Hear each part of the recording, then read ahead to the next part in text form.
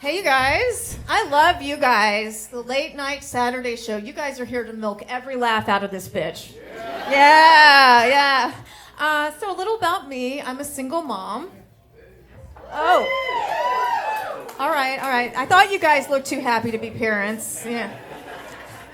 You know what? It's hard being a parent. I mean, you have to pretend to enjoy all those things your kids enjoy, like kids' birthday parties, play dates, their father. But I do surprisingly well on dating apps, and I think it's because my profile says that I don't want kids. Then they find out it's because I have 4. I know 4 sounds like a lot, and it is, but I love being a mom. And you know what they say about having kids? It's a lot like making pancakes. First one's kind of fucked up. Probably should have thrown it away. All right. As far as I know, it's still legal to laugh at that joke. But I think having kids is a lot more like eating pancakes. You always regret having your 4th one.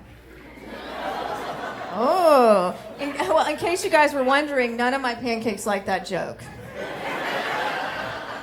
Especially my 4th pancake, y'all. And she is so dramatic. I mean, she loves to overuse the word trauma. And just the other day, I was like, Sadie, you are not traumatized because I won't take you to Starbucks.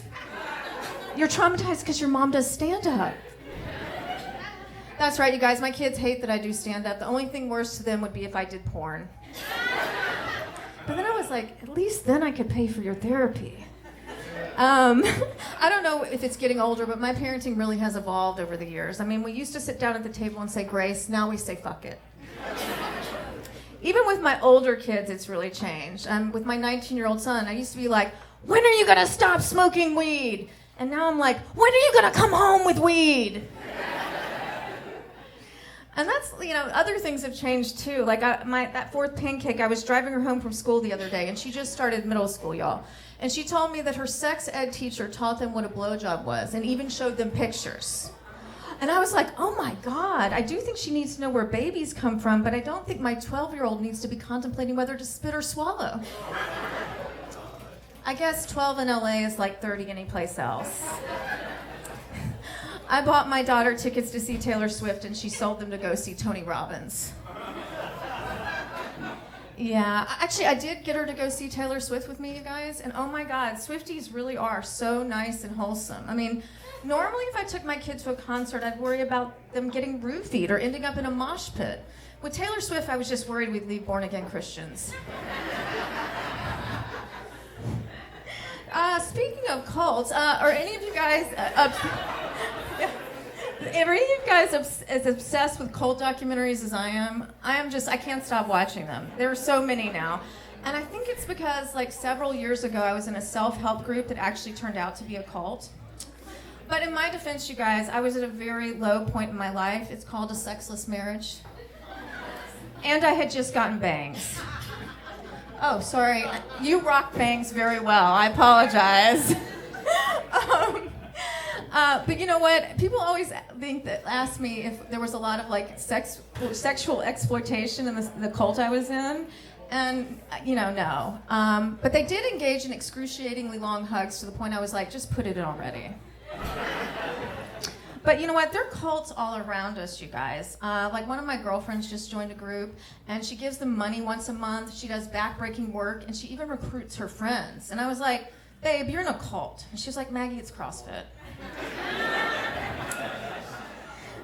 So I turned 50 this year, you guys. Yeah. And I decided to just really embrace it and not lie about my age, which is, I guess, kind of radical for LA. But, if you tell me I look like I'm 50, I'll fucking fight you.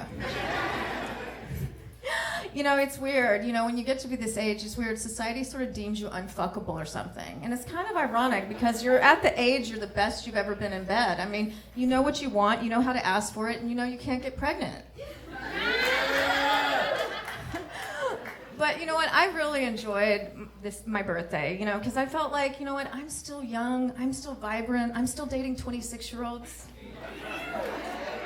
Yeah.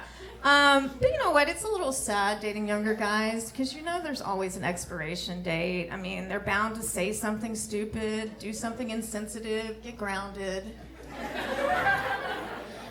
But I try to be really romantic with these guys, so I write them all poetry. I mean, it's always the same poem, but would you like to hear it? Yeah. All right. Roses are red, violets are blue. I'm twice your age, but I'll buy an Xbox for you. I thought there'd be a few more takers in this crowd. I actually been a little worried. I bought 11 Xboxes this year. None of them were for my children. When you get to be this age, also your hormones go crazy. And my doctor actually prescribed testosterone, which is like really amazing. I feel like you guys have really been holding out on us. I mean, testosterone is great. I feel like a teenage boy. You know, I'm moody, I'm breaking out, I'm masturbating in socks. Yeah. And another great thing about testosterone is it made me lose a lot of weight, you guys. And it's funny how people associate being thin with having your shit together. And people are like, oh my God, Maggie, you look amazing. What have you been doing? And I'm like, having a midlife crisis. And losing weight is great and all until I get a glimpse of my naked butt in the mirror. And then it's just another reason to never ever do doggy style again. Oh, don't feel too bad for me. I mean, I do still feel really sexy and confident and all that, but it's hard not to compare your body to what it used to be. You know, I mean, I feel like my butt is kind of like a bouncy house, you know, that's been at a kid's birthday party too long. It's, you know, it's deflated, sad, and it looks like too many people have played with it. Oh my God, you guys. So that's really embarrassing. All right, anyway. Now you guys are all thinking about my butt, right? You're just picturing it. All right, so I'm not just a mom, you guys. I'm also a dog mom. Are there any here? Yeah, woo!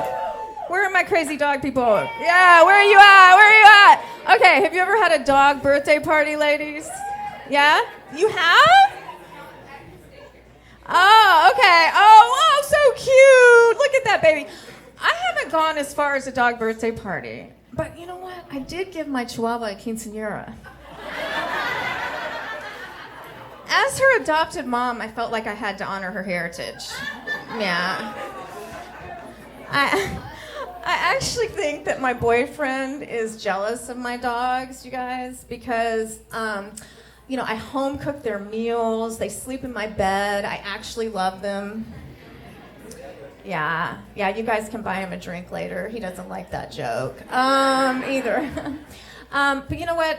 I don't just have dogs, you guys. I have 3 dogs and 3 cats, which means like I kind of have a zoo. That's why I don't need a husband. I just have a hot veterinarian who wishes I would stop texting him at 2 in the morning. But because I have all these animals, I feel like I have the Brady Bunch, you know, at my house. And I felt like we needed a theme song. You know? Do you guys want to hear it? Yeah. All right. I apologize if my voice breaks. You know, it's all that testosterone. All right, here we go. There was a story about a divorced lady who was bringing up 3 very cuddly dogs. All of them are little bitches like their mother. The youngest one, a cunt. Till the one day when this lady met 3 kittens who were living out on the streets all by themselves. Now they're all sleeping in her bed together, and that's the way her sex life came right to a halt. It's all their fault. It's all their fault. That's right, you guys. I'm just one bad day away from buying a dog stroller. Thank you guys so much. I'm Maggie Hyde.